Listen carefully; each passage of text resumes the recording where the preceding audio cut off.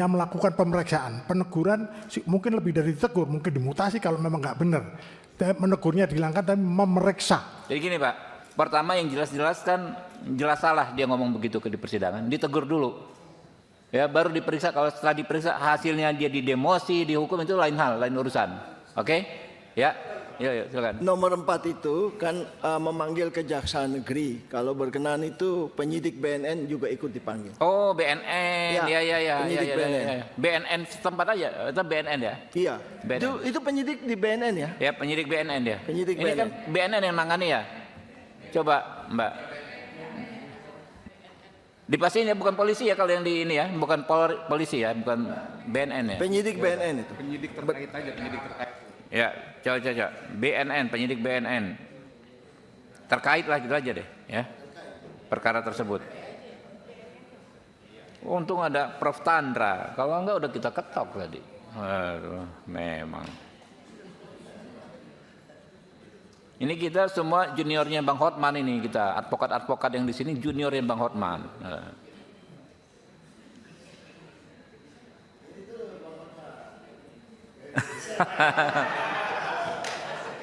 Iya. Udah belum?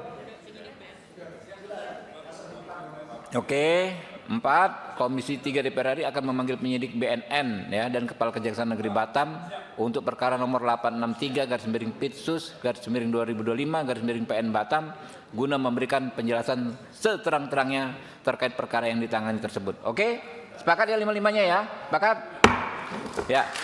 Demikian selesai acara ini, saya sampaikan terima kasih. Ya, bila taufiq wal hidayah. Wassalamualaikum warahmatullahi wabarakatuh. Saya tutup dulu ya.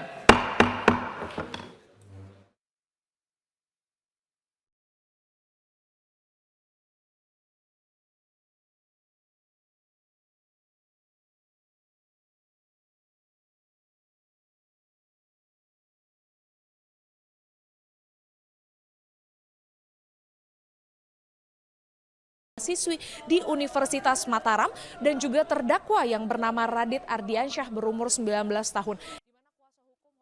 Bawakan maju dikit boleh nggak? Teman-teman. Sabar. Ibu. Maju dikit bang Otang. Nah, Satu lagi ibunya. Ibu Fandi. Ibu Fandi. Oke. Keluarga boleh maju lagi. Oke. Kamera bang. Oke, tadi kami sudah tunjukkan ke Komisi 3 bahwa luka parah di Raditya itu berarti ada pelaku pihak ketiga. Lukanya begitu parah. Tapi kenapa dalam BAP penyidikan disebut luka ringan? Ada apa? Hai kau, saudara-saudara penyidik. Lukanya sangat parah. Yang kedua, berarti ada pihak ketiga. Yang kedua, Raditya itu ditemukan dalam keadaan pingsan cuma 100 meter dari lokasi almarhumah. Kalau dia pelaku, dia akan kabur dong. Ternyata waktu ditemukan pun si Raditya ini diangkut dalam keadaan pingsan ke puskesmas.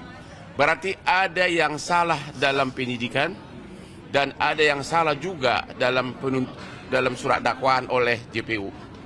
Mengenai saudara Fandi, jelas-jelas dia baru kerja 3 hari.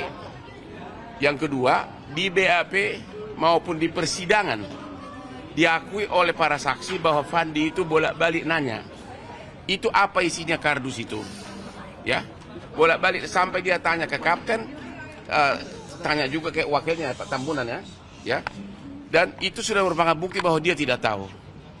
Padahal dan tidak ada saksi satupun yang mengatakan bahwa dia tahu. Tidak ada saksi manapun yang mengatakan dia tahu. Sama juga dengan Raditya. Tidak ada satu saksi pun yang melihat bahwa dia melakukan pembunuhan. Ya, dia pakailah lie detektor, dia pakai psikolog. Artinya ada yang salah dalam penyidikan dalam surat dakwaan di kedua kasus ini. Kira terakhir Ibu silakan. Ya, saya sebagai ibunya Radit dari SD sampai sekarang dia kuliah, dia tidak pernah berkelahi dengan siapapun, dia tidak pernah punya masalah, dia anaknya patuh dan taat.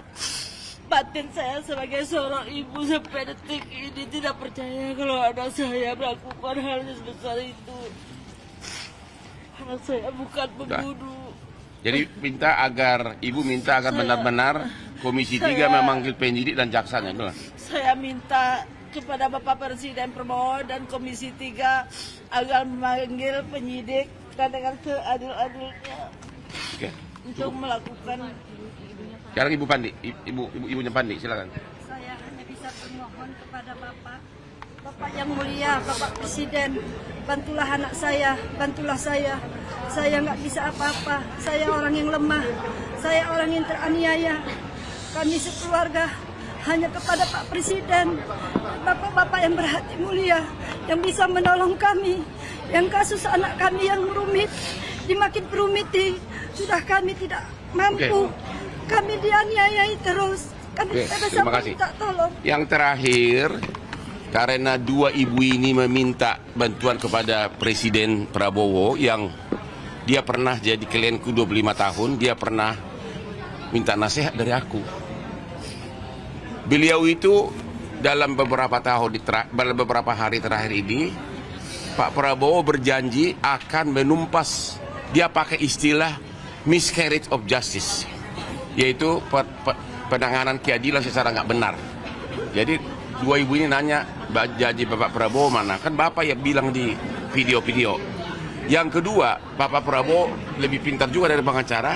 Bapak Prabowo dalam video-video mengatakan, dalam perkara pidana harus kebenaran nyata.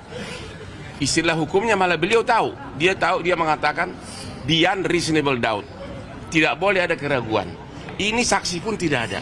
Jadi sekali lagi, keluarga para terdakwa ini agar Bapak Presiden juga memberikan perhatian atas kasus ini. Janji Bapak Presiden menumpas miscarriage of justice. Janji Bapak Presiden yang mengatakan pidana harus beyond reasonable doubt, tidak boleh ada keraguan-raguan. Terima kasih. Terima kasih. Belum nanya loh.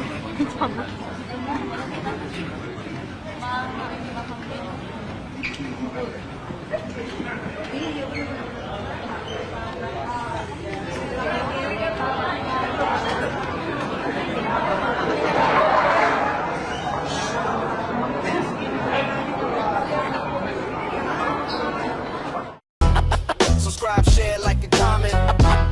Subscribe, share, like, and comment. Subscribe, share, like, and comment. Subscribe, share, like, and comment.